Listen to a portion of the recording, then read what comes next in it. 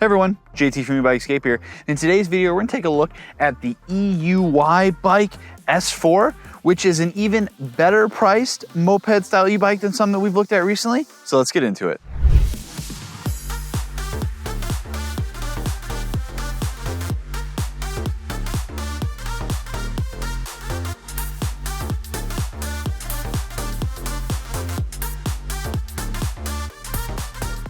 Before I move any further into talking about the components and features of the EUY S4, I just want to call out the elephant in the room. This is probably now the best budget priced moped style e-bike that we've reviewed that's also a full suspension, large battery, powerful rear motor. Now you've heard me say that in a couple reviews recently. That is just because this market right now is exploding and better bikes and options are coming to the market really every day.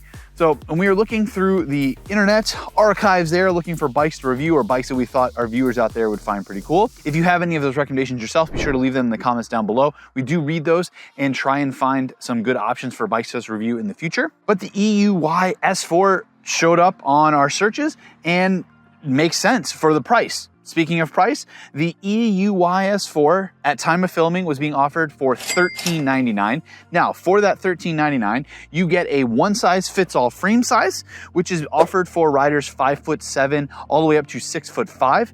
And this top tube is listed to have a height of about 31 inches. I'm a 5'7" rider with about a 29-inch inseam, and here's how I look on this bike. Now, I fit it pretty well, pedaling like most moped-style e-bikes. Be sure to pay attention in our riding footage where I will really explain that to you, because you're not having a seat height adjustment, but I found it to be a pretty comfortable position. I fit it pretty well, and thanks to the cockpit stuff that we will get into here in a little bit, you can kind of adjust that to your riding feel and requirements based upon your height. But even with my 29-inch inseam, I found that 31-inch top tube bar does not be too much of an issue for me. Now, EUY is not a new brand to the market. However, it is a new brand for us. We'll have links to the EUY website down below. Now, if you do make a purchase after clicking that link in the description or any link down in the description, those purchases will help keep us reviewing bikes here at EUYBikes Escape, and we appreciate all the support. Let us know if you are over on that website, what are some other EUY bikes that you see over there that you think we should review? We've had an eye on their folding bikes for a little bit of time, so let us know if that's something you want to see. A couple other important pieces of information about the EUY S4 before we jump into the components. One is going to be the weight. The weight capacity for the EUY S4 is actually pretty impressive, coming in at 400 pounds. Now that is including total payload, so if you're carrying any cargo, be sure to include that in your weight number. As well as the total weight of the bike with the battery comes in at 76 pounds. Now this is a fairly large battery, so with this removed, you should be able to get that weight below 70 pounds, which should make finding a bike rack if you're gonna be transporting that way, or having to carry this bike up a set of stairs, gonna make it that much easier. Let's go ahead and talk about some of the components that make this bike stand out to us. Starting up here in the front, we have Good Moped-Style tires. These are a 20 by 4-inch variety. They do have a fairly aggressive tread pattern, so they could definitely handle some light off-roading or some crushed gravel paths. If you notice in here on the rim where these holes are, they have this nice red accent, kind of adds a little bit of color to this black frame. Slowing everything down, we have Logan hydraulic disc brakes up here in the front with a 180mm front rotor. We have pretty standard plastic front fenders, and then we have this double crown motorcycle inspired front suspension. Up here on the top of the suspension, you can see the preload knob on the left, as well as the compression knob on the right. If you're trying to, say, lock out the suspension, you will do that by dialing up this compression knob. Also up here in the front, we have this motorcycle-inspired front headlight. This is a pretty bright front headlight. It's not gonna do justice showing it here in the daylight, so I'll put a picture on the screen now that I took at night while I was riding this bike to show you just how much visibility this light provides. Coming around to the cockpit, we have a non-locking ergonomic grip. We have a 3-button control for the display, as well as we have 2 extra controls here for the headlight and horn. It does have a electronically actuated horn. Now the one downfall to an electronic horn is that the bike does have to be on for that horn to be able to be activated, as well as you have a push button light to turn on and off the headlight, a Logan hydraulic disc brake lever. Moving across the display, we will come back to that. We have our common 7-speed Shimano Sys Index thumb shifter, a twist grip throttle, matching half ergonomic grip on the right side, as well as a Logan brake lever. Now, this brake levers do also have motor cutoffs. Nice to have, especially on a bike that has a claimed output wattage of 1,000 watts like this bike does. Now, coming back in here to the display, the first thing you're gonna notice is that I have this cable plugged in here. First of all, my phone was almost dying before this review, but secondly, I plugged that in so that I would not forget to call it out. There is a USB plug on the bottom. It is a USB-A plug on the bottom, and that charges your phone or really any device off of the battery. You make changes by using these 3-button controls on the left here. So the main display is shown here. This is not a color LCD display, but it is still a monochrome LCD display. We find these are a lot easier to see in direct sunlight or if you're wearing polarized sunglasses. At the top, big front and center, you have your current speed. Just below that, you have a battery bar and battery percentage. So in case you like to determine your battery voltage in a different way. Then you have your pedal assist levels. That is 0 all the way up to 5. Then at the bottom, you have odometer, and you can cycle through that by pushing the M button on the control, which also doubles as your power button. The second setting is gonna be your trip. That's current trip you're on.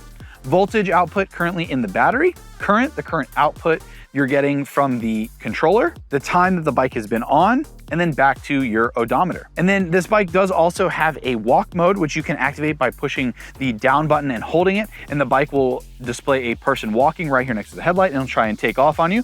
Not gonna do that right now, but just to know that it's nice to have that as a feature, especially if you're pushing the bike around. On the subject of pushing the bike around, if you are gonna be pushing this bike around, one thing to make sure is that you have the kickstand up, as the kickstand on this bike is placed nicely right below the pedals. So it provides a lot of stability. However, the pedal can actually hit that kickstand and stop, and you will not be able to rotate the bike around. Something we call out a lot in these reviews, but we very rarely see them still placed there, but we like to call them out when they are there. Now, coming back up here to the display, you do also have some advanced settings. To get into those, you hold the up and down button at the same time, and the display where the speed is will change to P01. Now, P01 all the way up to, I believe it's somewhere in the P20 range. These are all settings that you can adjust. And if you look down at the bottom, it is now flashing. You can adjust that setting. I would normally run through these. However, the EUYBikes manual for the S4 here explains what all of these parameter settings are very nicely. So here, I'm gonna go ahead and show you this page, and then I'm gonna flip it over and show you the other page, which lists them all out. Looks like it goes up to 17. Now, all of the descriptions here explain all of these advanced settings much better than I would be able to.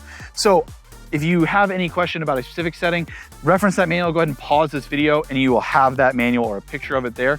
Or go ahead and reference your very own if you purchased the S4 brand new. Another thing we want to call out while we're up here in the cockpit, gonna be our phone mount. This is the bike case phone mount. You'll see me using it all throughout this video. This is the clamping phone mount. Simply has a lever over here on the side to remove that, and then it simply unclamps from your phone. Now, I found this to be pretty good. It's pretty wide for my type of phone. I have an iPhone 11 here, but if you had a newer iPhone that's a little bit bigger, it should be able to fit in here, as you can adjust this clamp pretty easily. I've yet to lose a phone, but if I do lose a phone, it'll be on video. You can purchase this accessory as well as bike case accessories from our shop.ebikeescape.com store. That will also be linked down in the description. Thank you for all the support that you guys have been showing us in that store. Now, you will notice with this phone being mounted here, you still have all of this extra space over here. That's gonna be thanks to these BMX style handlebars, which are very wide, as well as having that extra room to really mount extra accessories, maybe an additional light, something of that nature. These handlebars, as well, when they're BMX style, allow you to adjust the cockpit. So you could really tilt the handlebars away from you if you were, say, maybe a taller rider and needed a little bit extra room in the cockpit to maybe get some pedal extension with the non-adjustable seat. It's always nice to see BMX style handlebars really allow you to dial in the cockpit, as well as gives you extra room to mount and carry accessories. Working our way down the bike, we will come back to the battery here in a few minutes. Tucked back here nicely, we have this rear shock. Now, this is a non-adjustable rear shock, has some nice orange accents on it, but like I said, it is a spring shock that is non-adjustable. So you're kind of gonna be stuck with what you have here. And all the riding I've been out on this S4 on, this rear shock has been pretty good, no complaints from it, especially for road riding. It's gonna be perfectly adequate. If you're gonna be doing maybe a little bit more off-roading or maybe a little bit more aggressive riding, or you're just somebody that likes to tinker, an aftermarket shock would be a great option for this. Coming down here, we have some Pro Wheel crank arms with metal Welgo pedals. Here's the wiring for the motor running back to the rear matching Logan hydraulic disc brake. We have our plastic rear fender, and then we come around to the rear taillight. Here we have a look at the brake actuated rear taillight. For the price of this bike comes in as, that is a great feature to see. I don't know if it's gonna show up well on camera, but let me go and give it a couple squeezes for you here. The center part illuminates just a touch brighter. I know at the nighttime riding I did, I could tell that it was getting brighter, but maybe in the direct sunlight here, it may be a bit tough. But for a bike, like I said, priced at this price point, that is not something that is a given. Here's a look at the rear motor. One thing I wanted to point out is that the engraving on the top of the motor here reminds me of a Bafang motor. And then also something I noticed after walking around the bike is that the rubber cap here on the motor nut is actually branded Bafang, but I do not see any typical Bafang branding on the motor. Bafang is a very common and very powerful motor manufacturer, so it's very cool to see something on a bike that offers this kind of value. This Bafang motor is listed as a 1,000 watt, 96 Newton meters of torque motor. That is a very powerful rear motor. Be sure to stay tuned to our hill climb footage and our riding footage to see just what it is capable of, especially when it's paired up to that large battery. Moving out from there, we have a Shimano 14 to 28 tooth rear freewheel, as well as a Shimano Tourney TZ rear derailleur. This is an entry-level component, but we've found it to perform perfectly adequate. Moving up here to the front, we have a matching Pro Wheel front crank mounted to a 52 tooth front chainring. And then before we jump to the battery, let's go ahead and talk about the seat. So this seat is a moped style seat. I found it to be pretty adequate. I've got about 20 miles of riding on this bike, some for the review and some for not. It's a pretty cushy seat. It's also a nice tan color, adds a little bit of an extra accent to this black frame. And included at the time of our purchase was the rear passenger seat. I did notice that in direct sunlight, the brown of this seat and the brown of this seat are slightly different. Not so much that it bothers me, but just something to note. It's nice for a free accessory to be included. You don't have to purchase that extra. And at time of filming, there were no other accessories listed on EUY's website. However, I did notice that there was some frame bosses here if you maybe wanted to try and add your own accessory or adapt something to this bike. It's definitely a possibility of something you might be able to add if they do not come to offer something in the future. And this seating position for me, a 5'7" rider, was pretty good. I don't have any complaints. I may have used a little bit more throttle than I normally would have. Be sure to reference our third-person riding footage and our conclusion, where I will talk about how this bike felt to pedal, and you'll be able to kind of see it via a third-person view angle. Now let's go ahead and pull out that battery. To pull the battery out, you're gonna need the keys. They're gonna go in on the driver's side of the bike over there. You're gonna put the keys in the spot and you're gonna twist them towards the front of the bike to unlock it. And then it's basically a basic shark fin slide-on battery. So once it's unlocked, you simply slide it towards the top of the bike and it's gonna come right out. Before I talk about the battery specs, I just want to point out something I did notice is that the actual controller is located in this little plastic compartment right here on the actual battery tray. So if you're looking for it, that is where it is gonna be. All of the specs for the controller are written right on top here. Here's a look at those battery specs. You can see this is a 25 amp hour battery, meaning that this is a 1200 watt hour battery in one fairly slim pack, we'll call it. This battery allows EUY to have a claimed throttle only range of 44 miles and a pedal assist range of about 70 miles. Now we've gotten numbers close to those, not on throttle power alone, but via pedaling out of 20 amp hour batteries. So being that this is a 25 amp hour battery, we think that that 77 range number via pedal assist is actually a pretty realistic number. On the side of the battery here, you will notice the charging port. Speaking of the size of this battery and the charging port, we have to call out, if this battery is completely empty, the EUYBike came with a 2 amp charger. So what that means is if you have to charge this battery up from completely empty, you're gonna need somewhere in that 11, 12, possibly hour range. Now, we don't ever think you're gonna run the battery down that low, so 9 to 10 hours is not gonna be an unreasonable charge time for this, but just know that it can be even longer. And the battery can be charged on or off the bike. On the top of the battery here, you'll have this 5-button LED, which gives you the total capacity currently in the battery. I called it out before this red switch just so that you can see if you flip the switch off, the battery is no longer active. And if you try and push that button, those lights don't work. So if you're having any battery trouble, make sure that that switch is in the on position, or if your bike doesn't turn on, make sure that battery switch is on. And you can tell that by using this button on the top to see if those LEDs illuminate. This is probably one of the larger battery packs we've ever seen, and I've been pretty impressed with its range and power output so far. To put the battery back on, you line it up on the tray and simply slide it down towards the bottom of the bike. Twist the keys towards the back of the bike and remove them. The keys are only needed to remove the battery and to lock it in place. And now once it's locked, I like to give the battery a shove up, make sure it's not gonna pop off on me while I'm riding. with all of that summary of the components out of the way, how does this bike ride? Let's go and throw it to some first-person riding footage where I'll take it around our neighborhood test to show you how it is to pedal and how that motor performs. Then we're gonna really put that motor to test, take it up our hill climb test. After that, I will throw it to myself and you'll get some third-person riding views so you can see how I fit on the bike, as well as I'll give you our concluding thoughts on whether the EUYBike S4 is something you should consider purchasing. All right, here we are at the riding portion for the EUY S4 moped-style e-bike. In this part of the review, what we're gonna do is we're gonna kind of run through the pedal assist levels and show you how they relate to gearing. And then after this part of the review, we will take it to our hill climb test and show you what this bike is capable of on some elevation. And then after that, we'll give you our concluding thoughts and let you know if the EUY S4 should be a bike that you consider purchasing. Sorry, to start out here, I am going to go ahead and give myself a little bit of throttle here to get off the line. I'm gonna shift all the way down to pedal assist level 1, and I'm also gonna shift all the way down through the gearing. So, one thing I did notice about this bike while riding it over here, and it was very apparent immediately, and I don't know if you'll be able to see my legs on camera, but I'm spinning very, very fast, and I'm providing no power. I am shifted into the first gear on the 7-speed, and I am in pedal assist level 1. And because of the tuning of the controller, this bike has a speed limit for each pedal assist level, not a current limit. So what that means is that I am in pedal assist level 1, and it's giving me full access to all of the amps, which I believe on this bike is about 20 amps, and getting me to that top speed of 18 miles an hour. So what I'm gonna do now is shift up until I get to a comfortable pedaling speed. And it looks like 4th, 5th, 6th. See, I'm pretty much in 7th. I am at the top gear in pedal assist level 1. And that's a little interesting of a choice. So your minimum speed here to get power from the bike is going to be 18 miles an hour. So, and if I shift up pedal assist level 2, the bike gives me a little bit more power. It's not really giving me more power. It's not limiting me to that top speed. So here you go. In pedal assist level 2, your limit is going to be, looks like somewhere in the 22 mile an hour range. And if you weren't sure before, look at how slow my legs are turning and how much power this bike gives me. The bike is doing all of the heavy lifting per se in this riding portion. Sorry about that brief shift there. I had to take the keys off. They were rattling around. When you have as many e-bikes in the fleet as we do, we always have to mark the keys because we will get them confused.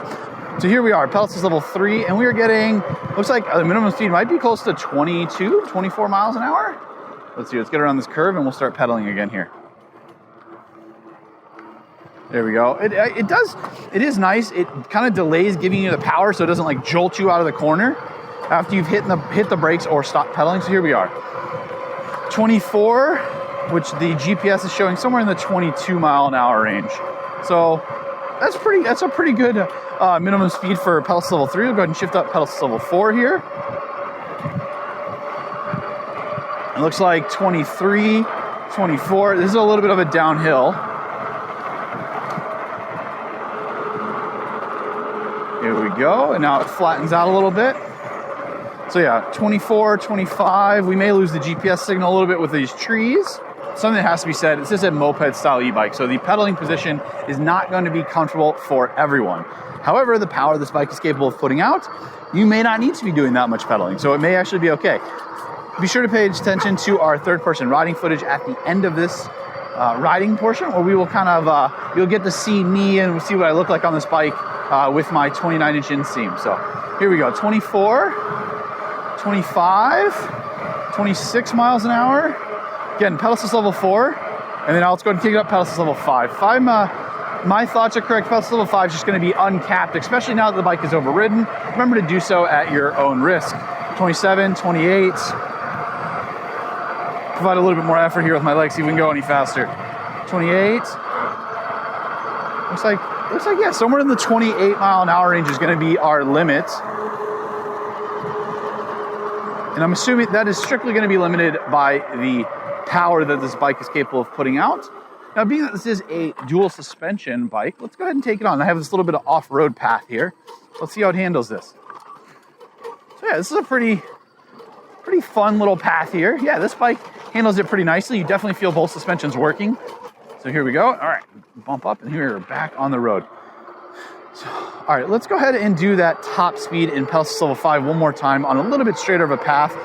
Provide some power here and just see how it's gonna get going. So what I found too, a little gray area in the system is that if you start pedaling and then you give the bike throttle, it'll allow you to get past that 20-mile-per-hour limit and literally just accelerate you as fast as it can with all the motor power without you having to provide any leg power. But if you start off from a stop without any pedaling and you use only the throttle, it'll stop you and limit you at that 20-mile-per-hour mark, like all Class 2 bikes should do. So here we are. It looks like on throttle power alone, looks like we're getting 25, 26. I'm providing a little bit of extra pedal leg pressure here. Let's see, what's the top speed? 28. Easily 29. There we go. Excuse my motorcycle noises. Still a kid at heart. Let's see, 29. Yeah, looks like about 29 miles an hour. Now, if this bike had a 11 to 32 tooth rear gear, I'd be able to provide a little bit extra power, but since it has a 14 to 28 tooth, which is very standard, we do kind of hit that limit, and my legs are spinning so fast it's ghost pedaling to try and provide any more power. So yeah, this bike, completely capable on flat ground. One other quick thing to note about this bike before we throw it to the hill climb footage is that this bike does have a cruise control. So the way you activate that cruise control is you actually have to hold the throttle at a set place and then hold the down button. And what that is going to do is it is going to, if you look on the display here, a person walking will show up, and then just next to that person, it'll show up with a little speedometer with an arrow pointing to it. That's cruise control. So we're now pretty much locked at the amount of throttle and amperage that I was putting in before. And that looks to be about, yeah, it looks to be about 16, 17 miles an hour. Now you can also go full throttle and lock the cruise control on. Cruise control is a nice feature if you're going to be, say, riding on a long bike path or on just some nice open roads like this. And then the two ways to deactivate the cruise control are going to be by pulling a brake lever or by pedaling. If you provide throttle power to get past that speed, say you're getting about 20 miles per hour and you want to go to 25 to maybe get across an intersection or speed up for a sec, as you let go of the throttle, it'll actually catch you on the way back down. Only on throttle though, when you pedal past the speed, when it comes back down to it, it basically is deactivated, and so you have to reactivate that cruise control.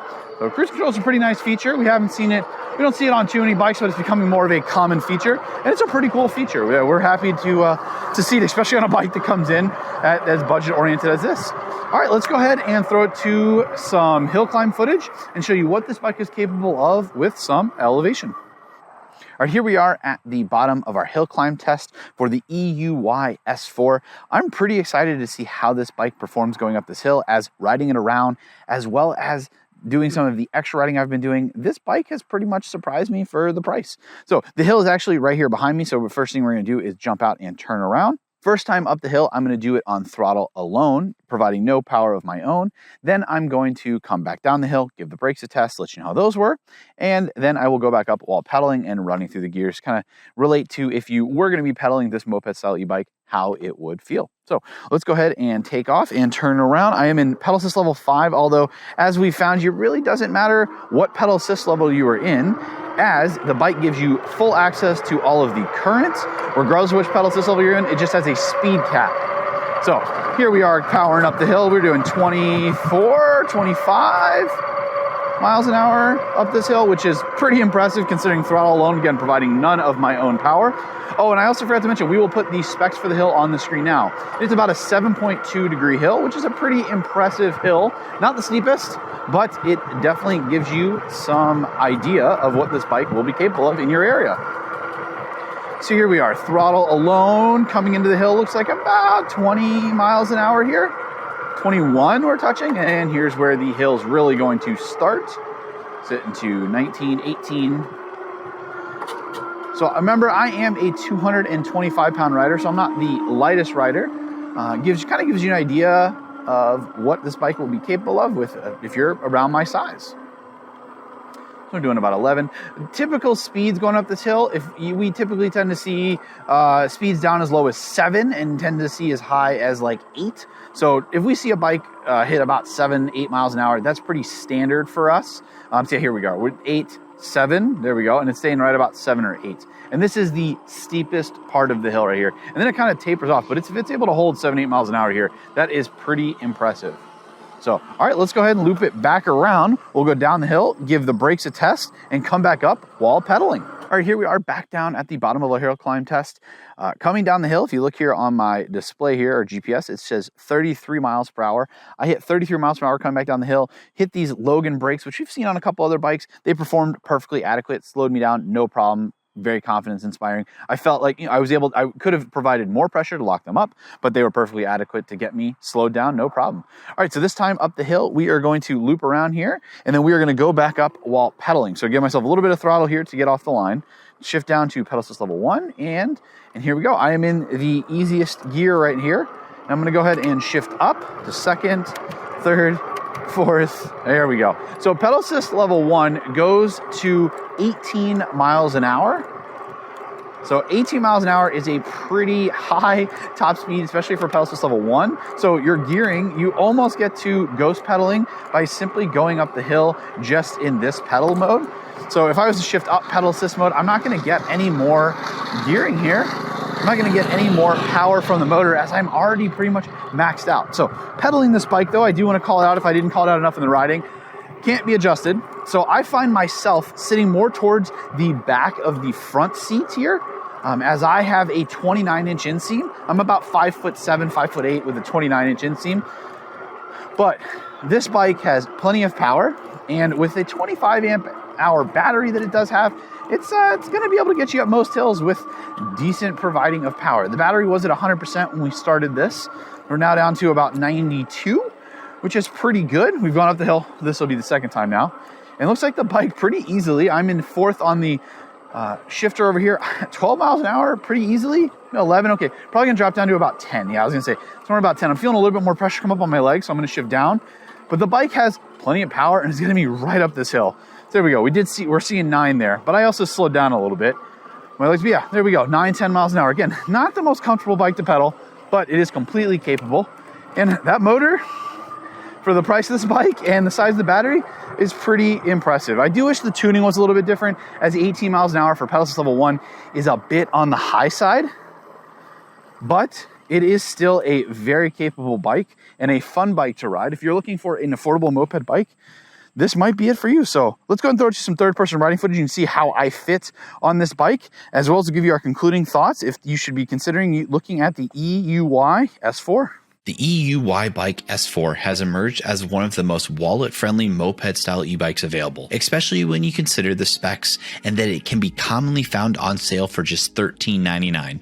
Be sure to check the link down below for the best current price. While its looks may not be for everyone, it's hard to argue with the compelling blend of value and functionality that it offers. At the heart of the S4, we are greeted with a 1000 watt Bafang motor coupled to a large 25 amp hour battery. This pairing promises power, but also emphasizes endurance, allowing for range estimates of close to 75 miles to seem somewhat realistic. Of course, that number is heavily dependent on your throttle usage. Helping the styling along, EUY outfitted the S4 with a brighter than average moto-style headlight, taillight, and even an electric horn, which all offer a blend of aesthetics and utility.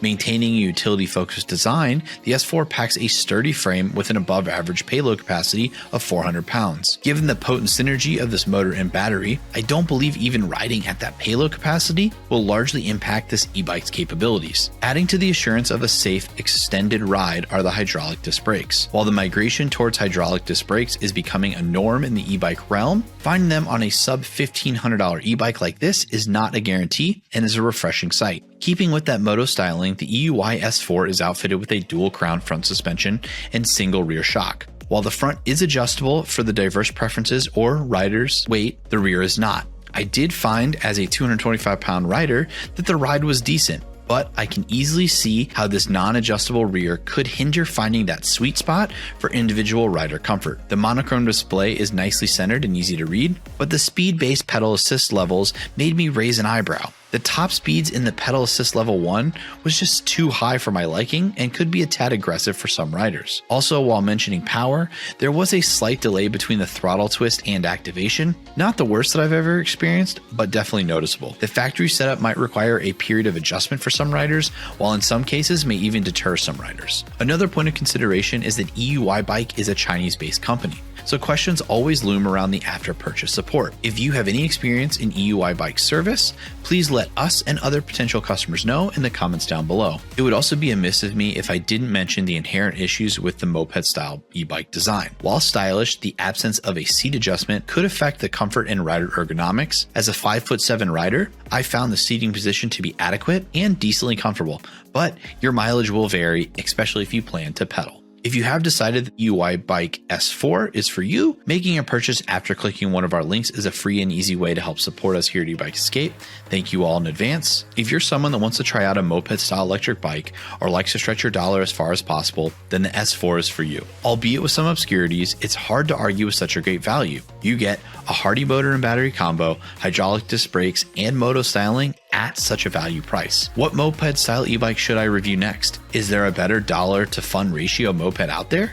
Let me know in the comment section. Ride safe for everyone, and I'll catch you all in the next one.